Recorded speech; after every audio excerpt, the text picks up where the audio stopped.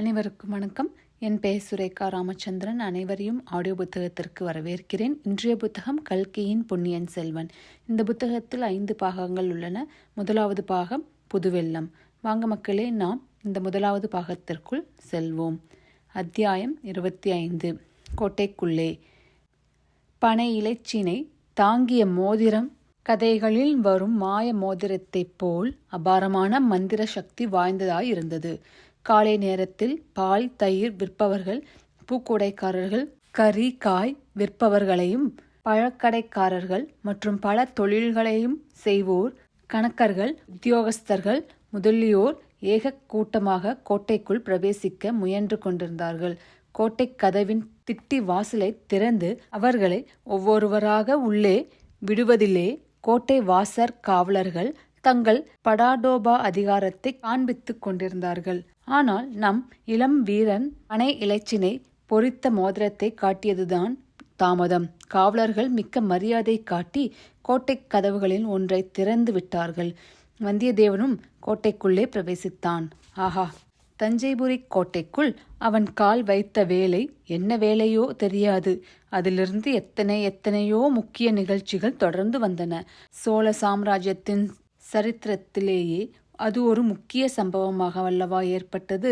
கோட்டைக்குள் பிரவேசித்து சிறிது நேரம் வரை வந்தியத்தேவன் ஒரே பிரமிப்பில் ஆழ்ந்திருந்தான்.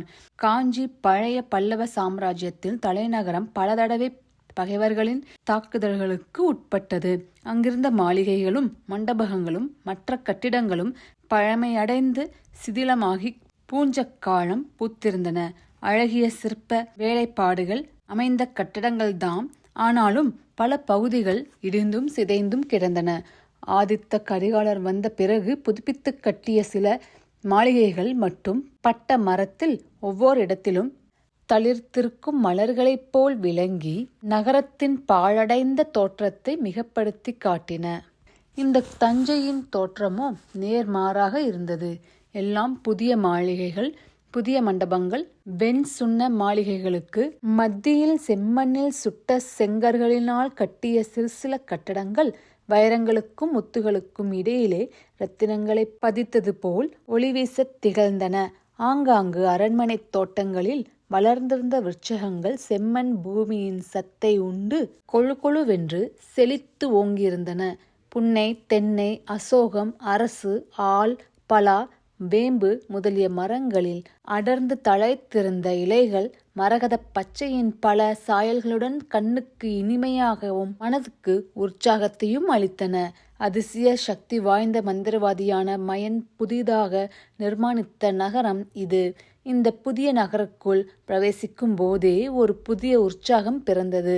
உள்ளம் பூரித்து பொங்கியது. காரணம் தெரியாத கர்வம் நிறைந்தது. கோட்டையின் கட்டுக்காவலையும் கோட்டைக்குள் பிரவேசிப்பதில் உள்ள நிர்பந்தங்களையும் கவனித்திருந்த வந்தியத்தேவன் உள்ளே அதிக ஜன நடமாட்டமே இல்லாமல் வெறிச்சென்று இருக்கும் என்று எண்ணி இருந்தான். ஆனால் அதற்கு நேர்மாறாக தெருக்களெல்லாம் ஜே என்று கூட்டமாயிருந்தது. குதிரைகளும் குதிரை பூட்டிய ரதங்களும் பூமி அதிரும்படி சத்தமிட்டு கொண்டே சென்றன. கரிய குன்றுகள் அசைந்து வருவது போல் நிதானமாகவும் கம்பீரமாகவும் நடந்து வந்த யானைகளின் மணி ஓசை நாலாபுறங்களிலுமே கேட்டது.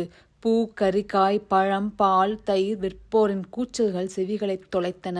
அவ்வப்போது காலத்தை அறிவிக்கும் அலாட்சிய மணிகளின் ஓசையுடன் பேரிகையின் முழக்கமும் கலந்தது. இசைக்கருவிகள் எழுப்பிய இன்னிசைகளுடன் மங்கையர் பாடிய மதுர கீதங்கள் கலந்தன. எல்லாம் ஒரே திருவிழா கோலாகலமாகவே இருந்தது. நகரம் என்றால் இதுவல்லவா நகரம்? நாளுக்கு நாள் விரிந்து பறந்து வரும் ஒரு சாம்ராஜ்யத்தின் தலைநகரம் இப்படித்தான் இருக்கும் போலும். தான் இத்தகைய நகரத்துக்கு முற்றிலும் புதியவன் என்று காட்டிக்கொள்ள வந்தியத்தேவன் விரும்பவில்லை. யாரையாவது வழி கேட்டால் தன்னை ஏற இறங்க பார்த்து, நீ இந்த ஊருக்கு புதியவனா என்று அலட்சியமாக பேசுவார்கள். அரண்மனைக்கு வழி கேட்கிறவனை வெளியூரிலிருந்து வந்த பட்டிக்காட்டான் என்று கூட நினைத்து விடுவார்கள். ஆகையால் யாரையும் வழி கேட்காமலேயே சக்கரவர்த்தியின் அரண்மனையை கண்டுபிடித்து போய்விட வேண்டும். அது அப்படியொன்றும் முடியாத காரியமாயிராது. எந்த பக்கம் நோக்கினாலும் மாட மாளிகைகளின் மீது மகர தோரணங்களும் கொடிகளும் தோன்றின.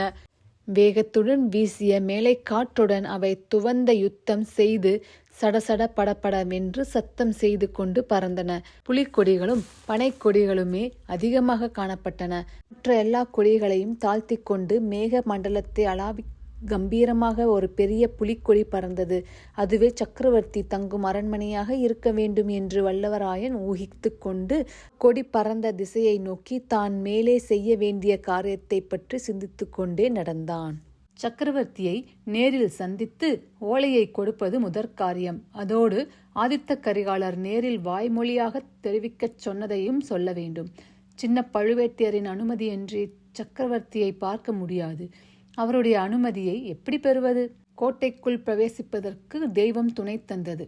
ஆனால் முழுதும் தெய்வம் வழிகாட்டும் என்றே இருந்து விடலாமா? சக்கரவர்த்தியை பார்ப்பதற்கு நாமேதான் யுக்தி கண்டு பிடித்தாக வேண்டும். அது என்ன யுக்தி? வானர் குலத்தில் வழி வழியாக வந்த மூளையே, கொஞ்சம் வேலை செய் பார்க்கலாம். சிறிது உன் கற்பன சக்தியை தட்டிவிடு. காவியம் கவிதை எழுதுவோருக்கு மட்டும் கற்பன சக்தி தேவை என்பதில்லை. உன்னைப் போல் இராஜாங்க காரியங்களில் ஈடுபட்டவர்களுக்கும் கற்பன சக்தி வேண்டும். எங்கே உன் கைவரிசையை காட்டு பார்க்கலாம். பெரிய பழுவேட்டையர் இன்னும் கோட்டைக்கு வந்து சேரவில்லை என்பதை வந்தியத்தேவன் உறுதிப்படுத்தி கொண்டான். கோட்டை வாசலை தாண்டி உள்ளே வந்ததும் அங்கே உட்புறத்தில் நின்ற காவலன் ஒருவனிடம், ஏன் அப்பா, பழுவேட்டையர் திரும்பி வந்து விட்டாரா என்று கேட்டான். யாரை கேட்கிறாய் தம்பி? சின்னவர் அரண்மனையில் தான் இருக்கிறார். அது எனக்கு தெரியாதா? நடுநாட்டுக்கு சென்றிருந்த பெரியவரை பற்றி தான் கேட்கிறேன். ஓ, பெரியவர் நடுநாட்டுக்கா சென்றிருந்தார்? அது எனக்கு தெரியாது. நேற்று மாலை இளையராணியின் பல்லக்கு திரும்பி வந்தது. பெரிய அரசர் இன்னும் வரவில்லை. இன்று இரவு திரும்பக்கூடும் என்று செய்தி வந்திருக்கிறது என்றான் காவலன். இது நல்ல செய்திதான். பெரிய பழுவேட்டையர் திரும்பி வருவதற்குள்ளே எப்படியும் சக்கரவர்த்தியை பார்த்து ஓலையை கொடுத்தாக வேண்டும். அதற்கு என்ன வழி? வந்தியத்தேவனுடைய மூளையில் ஒரு யோசனை உதயமாகிவிட்டது. அந்த கணமே அவன் முகத்தில் கவலைக்குறி மறைந்தது. குறும்பு புன்னகையும் குதூகல மலர்ச்சியும் தோன்றின. சக்கரவர்த்தியின் அரண்மனையை அணுகுவதற்கு அவன் அதிகமாக அலைந்து திரிய வேண்டியதிருக்கவில்லை. பெரிய புலிக்கொடியை பார்த்து கொண்டே போனான். விரைவிலேயே அரண்மனை முகப்பை அடைந்து விட்டான். ஆஹா, இது எத்தகைய அரண்மனை! தேவலோகத்தில் தேவேந்திரனுடைய அரண்மனையும் உஜ்ஜயினி நகரத்து விக்ரமாதித்தனுடைய அரண்மனையையும் போல அல்லவா இருக்கிறது? அந்த முன் வாசல் மண்டபத்தை தூண்களில் செய்திருக்கும் சிற்ப வேலைகளின் அற்புதம்தான் என்ன! ஒவ்வொரு தூணிலும் செதுக்கியிருக்கும் குதிரை முன்கால்களை தூக்கி கொண்டு அப்படியே பாய்வது போல் இருக்கிறதே. அரண்மனையை அடைவதற்கு பல பாதைகள் நாலா திசைகளிலும் இருந்து வந்தன. ஒவ்வொரு பாதை முடிவிலும் 2 குதிரை வீரர்களும் சில காலாள் வீரர்களும் நின்றார்கள். அவர்களண்டை நெருங்கி வராமல் அவ்வீதிகளில் நடமாடிய ஜனங்களின் பலர் திரும்பி போய்விட்டார்கள். ஒரு சிலர் அவர்கள் கிட்ட வந்து சற்றே நின்று அரண்மனை முகப்பை எட்டி பார்த்துவிட்டும் புலிக்கொடியை அன்னார்ந்து பார்த்துவிட்டும் போனார்கள். அதிக நேரம் நின்ற கூட்டம் சேரும் போலிருந்ததால் காவலர்கள் கையினால் சிமிஞ்சை செய்து அவர்களை போகும்படி செய்தார்கள். கூட்டங்கூடி நின்றவர்களும் இறைந்து பேசாமல் காதோடு மெல்ல பேசிக் கொண்டார்கள். வந்தியத்தேவன் மற்றவர்களைப் போல் சிறிதும் தயங்கி நிற்கவில்லை. வேகமாகவும் முடுக்காகவும் நடந்து சென்று அரண்மனை பாதை காவலர்களை நெருங்கினான்.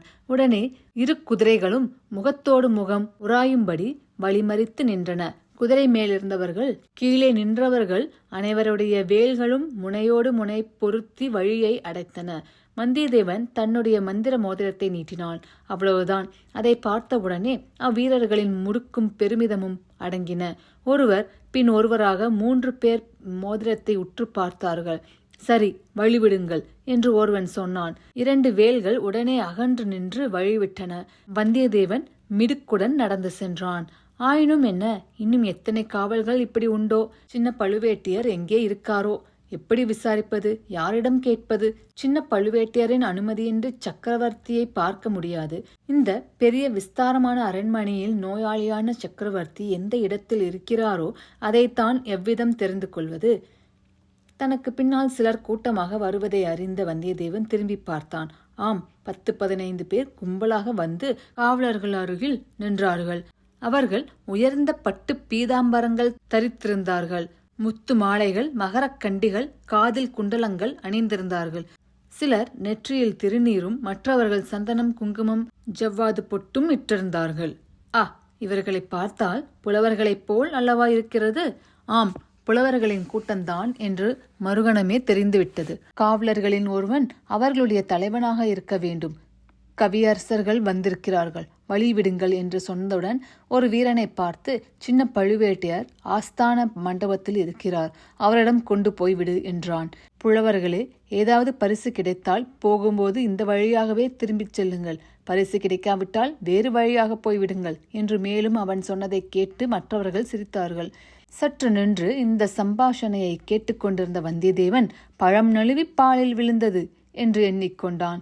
இந்த புலவர்களுடனே போனால் சின்ன பழுவேட்டையர் இருக்கும் இடம் போய்ச் சேரலாம், யாரையும் வழி விசாரிக்க வேண்டியதில்லை, பிறகு நமது சாமர்த்தியம் இருக்கிறது, அதிர்ஷ்டமும் இருக்கிறது. இவ்வாறு எண்ணியபடியே புலவர் கூட்டத்துடன் சென்றான். இத்துடன் அத்தியாயம் 25 முடிவடைகின்றன. மீண்டும் அடுத்த பதிவில் அபாயம் அபாயம் என்கின்ற அத்தியாயத்தை காணலாம். நன்றி, வணக்கம். உங்களுக்கு இந்த பதிவு பிடித்திருந்தால் மற்றவர்களுக்கு ஷேர் செய்யவும், லைக் பட்டன், சப்ஸ்கிரைப் பட்டனை பிரஸ் செய்யவும். நன்றி.